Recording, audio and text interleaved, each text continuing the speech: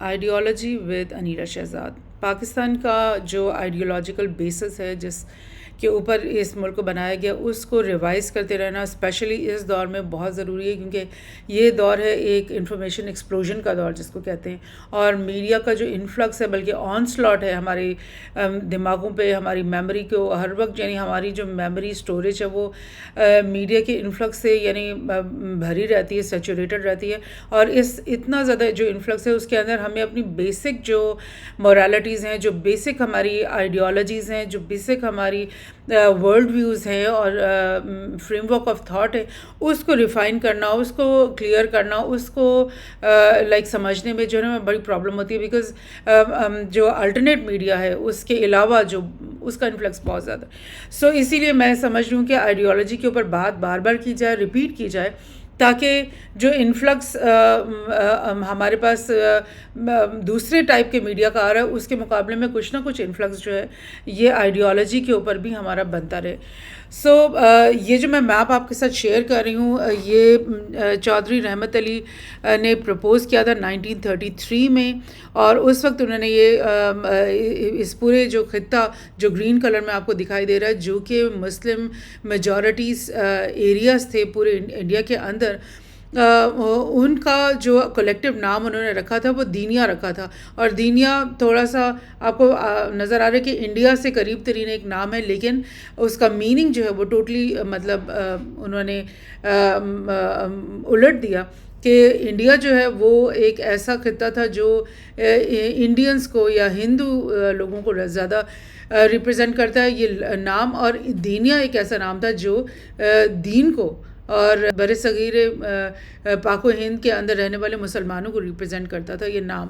سو یہ جو میپ چودھری رحمت علی نے پریزنٹ کیا تھا، اس میں آپ دیکھ رہے ہیں کہ بہت سارے علاقے جو انڈیا کے اندر موجود ہیں، کچھ سری لنکا کے ایریاز ہیں، کچھ انڈیا کے اندر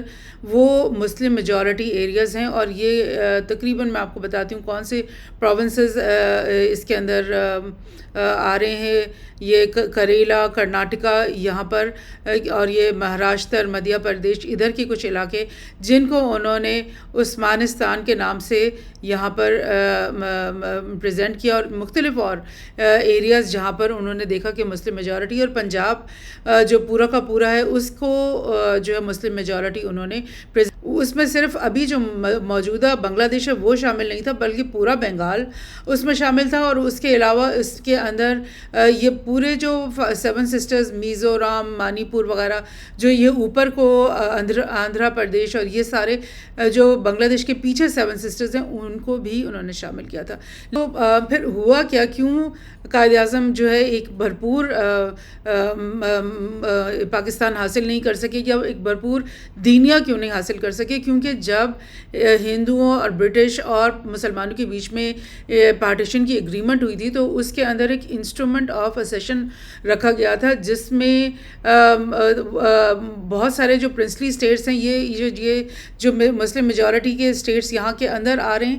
یہ ان میں سے بہت سارے پرنسلی اسٹیٹس کے اوپر مشتمل تھے، جن کے لیے یہ رول انہوں نے دے دیا کہ اگر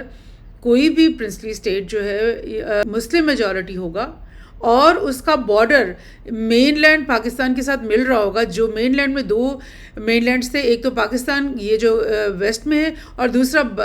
بنگلہ دیش والا ایسٹ پاکستان جو کہ یہاں پر اس بارڈر پہ لگ رہا ہے۔ تو اگر وہ مسلم میجورٹی کے پرنسلی اسٹیٹس جو ہیں ان کا بارڈر پاکستان کے مین لینڈ سے بنگلہ دیش کی طرف یا پاکستان کی طرف مل رہا ہے، پھر تو ہم اس کو پاکستان میں شامل کر دیں گے، لیکن اگر وہ مین لینڈ جو ہے انڈیا کے اندر دھنسا ہوا ہے اور اس کا بارڈر کہیں سے بھی نہیں مل رہا بنگلہ دیش کے ساتھ، ایسٹ پاکستان کے ساتھ یا ویسٹ پاکستان کے ساتھ، تو پھر وہ انڈیا کا حصہ بن جائے گا۔ سو یہ چیز قائد اعظم کو ماننی پڑی، کیونکہ ظاہر ہے اب ایک ملک آپ لے رہے ہو، آپ 1 2 3 4 5 6 7 8 ملک تو نہیں بنا رہے، بیکاز جو بھی خطہ جو ہے وہ انڈیا کے بیچوں بیچ میں ہوگا. آپ سوچ سکتے ہیں کہ آنے والے دنوں میں ظاہر ہے اس کے اندر ایک پاور جو وہ فریم ورک بنے گا, ایک اسٹرکچر بنے گا, وہ اس کو مجبور کرے گا کہ وہ انڈیپینڈنٹ ہو جائے اس پاکستان سے جو کہ بالکل اس سے الگ ہے, یا اس ایسٹ پاکستان سے جو کہ اس سے بالکل الگ ہے. سو یہ ایک پریکٹیکل چیز لگ ہی نہیں رہی تھی, اور آپ نے دیکھ لیا کہ اس کا جو نتیجہ آپ نے دیکھا آفٹر فیو ڈیکیڈس کہ ویسٹ پاکستان اور ایسٹ پاکستان بھی الگ ہو گئے, بیکاز اتنا ڈسٹینس جب دو ملکوں کے اندر ہو, پھر ان کے بیچ میں کلچرل ڈفرینسز ہوں, لینگویج کے ڈفرینسز ہوں, اور پھر اکنامک جو پرائیورٹیز ہیں وہ ڈفرینٹ ہونا شروع ہو جائیں, تو پھر وہ دو ملک, اصل میں تو دو ہی ملک ہوتے ہیں, وہ ایک ملک پھر ہوتا نہیں. دنیا میں ایسا بالکل کہیں نہیں ہو رہا, شاذ و نادر ہی کہیں آپ کو ملے گا کہ ایک ملک جو اپنے اسی کا جو دوسرا پارٹ ہے وہ اس سے ہزاروں کلومیٹر الگ ہے. ایسا نہیں ہو سکتا, پریکٹیکلی ایسا نہیں ہو سکتا. سو قائد اعظم نے یہ چیز مان لی, اور انہوں نے کہا کہ ٹھیک ہے ہمیں یہ والا پاکستان دے دو جس میں یہ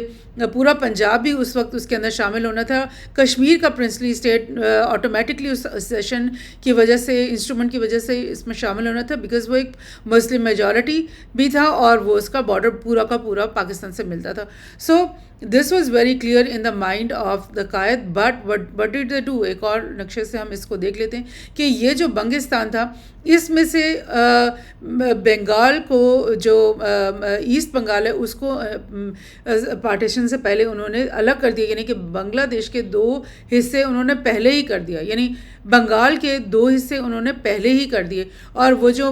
ہندو میجورٹی بنگال تھا اس کو الگ کر دیا. اس کے بعد جو پیچھے والے جو 7 سسٹرز تھے ان کو بھی انہوں نے کاٹ کر کے الگ کر دیا کہ یہ تو مسلم میجورٹی کے نہیں ہیں, اس میں تو آلدو کہ اس وقت وہ مسلم میجورٹی تھے, مگر انہوں نے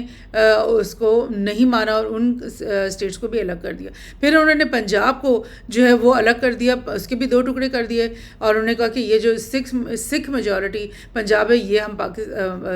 اس کے اندر نہیں ڈالیں گے, آلدو کہ اگر ہم اس کو ایک ہی پنجاب رکھتے تو پھر اس میں میجورٹی مسلمانوں کی ہی تھی. سو یہ ساری چیزیں انہوں نے کی. گجرات جو ہے وہ بھی مسلم میجورٹی تھا, یہ احمد آباد یہ مسلم میجورٹی تھا, یہ بالکل ملنا چاہیے تھا, اس کی بارڈر بھی پاکستان کے ساتھ لگ رہا تھا, اور Quaid Azam was clear about these things کہ ایٹ لیسٹ کشمیر اور جو گجرات ہے اس کو پاکستان کے ساتھ جڑنا ہی ہے. لیکن آپ نے دیکھا کہ ماؤنٹ بیٹن نے کیا کیا, ان دی اینڈ اس نے بالکل within hours and within days before the partition اس نے یہ میپ جو ہے وہ اس کے اوپر لائنیں لگا دیں, اور اس کا بڑا حصہ جو ہے انڈیا کو دے دیا. سو دس از وٹ ہیپنڈ. بالکل ایسا نہیں کہنا چاہیے کہ قائد اعظم یا مسلمان جو مسلم لیگ آل انڈیا مسلم لیگ کے تھے وہ ان باتوں کے لیے کلیئر نہیں تھے. ان کو پتہ تھا کہ وہ کس بات مطلب خطے کی بات کریں اور وہ کس پاکستان کی بات کریں جس کو انہوں نے آزاد کروانا ہے. لیکن اس بات کو نہیں بھولنا چاہیے کہ جو ہندو میجورٹی تھی اور جو برٹش کی جو پالیسی تھی وہ مسلمانوں کے حق میں نہیں تھی, فرسٹ ڈے سے نہیں تھی. ریزن بیہائنڈ واز دیٹ کہ جب سے انہوں نے برٹش جو ایسٹ انڈیا کمپنی ہے انہوں نے قدم رکھے تھے انڈیا کے سب کانٹیننٹ کے اندر, تب سے ان کے دماغ میں ڈے 1 سے یہی چیز تھی کہ مسلمانوں کو انہوں نے دبانا ہے, بیکاز مسلمانوں کا جو مغل امپائر ہے اسی کو انہوں نے مطلب